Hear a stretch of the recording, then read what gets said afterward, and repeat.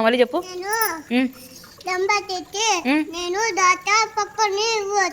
పట్టుకొని ఊగుతావు, జారుతావు, జంపు చేస్తావా, అన్ని చేస్తావా? జారేది ఎక్కడ జారుతావు? మట్టిలో జారుతావా?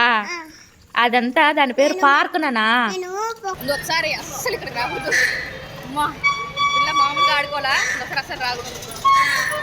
ఇన్ని రోజులు మనం తిరిగినప్పుడు కాదు ఆనందము, పిల్లకాయలు నోరు తెరిచి అడిగినప్పుడు కదా, వాళ్ళ కోసమే కదా మనం ఇంతగా ఉండేది, వాళ్ళ ఆనందంలోనే కదా మన సంతోషం చూసుకునేది అని పాపం అమాయకంగా ఆలోచించైతే తొడుక్కోపోయినాడు వాళ్ళ ఆయన.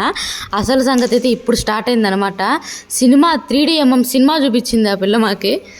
అప్పుడు తొడుక్కుపోయినప్పుడు ఏమి ఇంత అల్లరి చేయలేదనమాట. అబ్బా ఇప్పుడు మటుకు చుక్కలు చూపించింది నిజంగానే ఈ పిల్ల, ఇప్పటికీ మర్చిపోలేము. అసలు నాకు ఫన్నీ విషయం ఏంటంటే ఫుల్ నవ్వు వస్తుంది నాకు. ఆ పిల్ల మేము తొడుక్కొని వస్తామనేసి మాకు కనపరాకూడదు అనేసి హోల్స్ ఉన్నాయి కదా అక్కడ, ఆడ పోయి అయితే దాంకొని కాళ్ళ మీద కూర్చొని తొంగి చూస్తుంది, వీళ్ళు వస్తాంటారా లేదా, నేను పోయి మళ్ళీ జారుదాము అనేసి.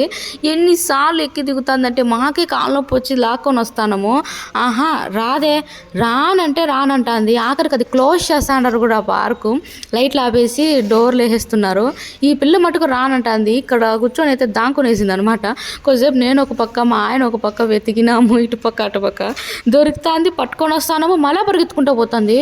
అమ్మ ఇంత హుషారైపోయింది ఏందని భలే ఉడకాడిచ్చింది నిజంగా మా ఇద్దరిని. ఇక్కడ చూడండి ఎట్లా పరిగెడుతుందో పాపము. మా నాన్న పట్టుకొచ్చేకి వెళ్తున్నాడు, అట్ట 4 times ఆ పిల్ల ఆడుకునింది మమ్మల్ని ఇద్దరిని.